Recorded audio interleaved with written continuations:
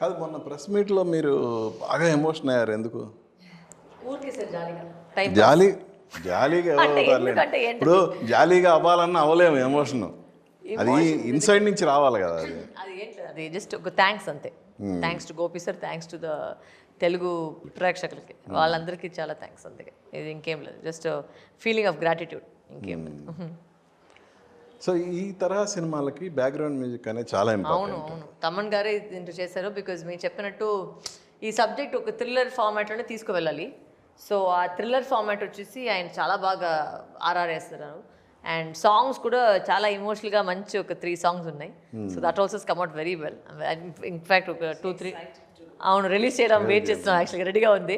So ఒక 2-3 daysలో అది కూడా వచ్చేస్తుంది. అండ్ ఖచ్చితంగా అందరికి నచ్చుతుంది. ఒక మంచి ఒక అమ్మ కూతురు సాంగ్ చాలా రోజు అయింది వినేసి.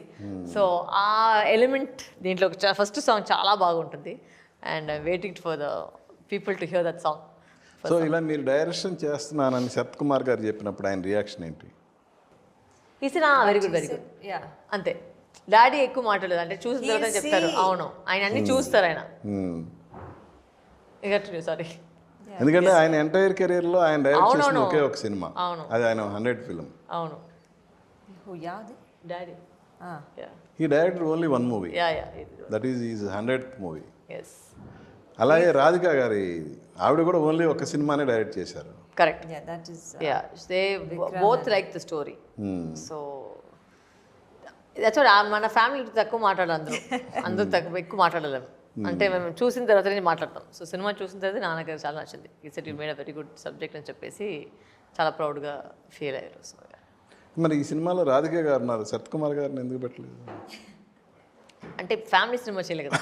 ఫ్యామిలీ సినిమా అని కాదు, అఫ్కోర్స్, అంటే ఫ్యామిలీ సినిమా చేయాలని కాదు. లేదు అంటే బికాజ్ అట్లా అవుట్పోతుంది. ఇప్పుడు ఆ క్యారెక్టర్ పెట్టేస్తే వచ్చి మీకు ఆల్రెడీ ఫాదర్ డాటర్ అనేది బయట ఆల్రెడీ ఉంది కదా. సో ఆ వర్కౌట్ అయ్యలేదు కదా. సో అందుకే. అండ్ ఇంకా నాన్నగారు అంటే కరెక్ట్గా ఒక మంచి పెద్ద రోల్ ఇవ్వాలి. దీంట్లో ఈ రోల్ అయితే ఒకే రోల్ ఉంది. సో ఆ రోల్ అయితే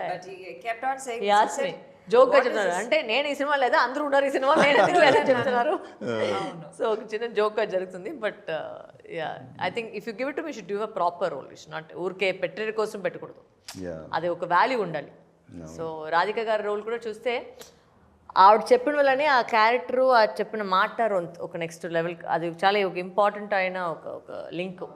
సో ఆ లింక్ని కూడా చెప్పేవాళ్ళు కరెక్ట్గా చెప్తేనే అది వచ్చి పోయి రిజిస్టర్ అవుతుంది. So that's why even that role was very, లేదంటే ఊరికనే ఆవిడ పెట్టేది కాదు, అడిగేసి వెంటనే ఒక క్యారెక్టర్ పెట్టేది కాదు.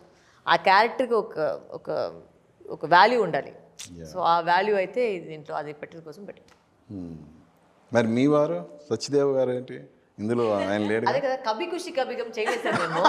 అంటే సరస్వతి సార్, అంటే ఆయన పెట్టుకుని ఏం చేయలేను దీంట్లో.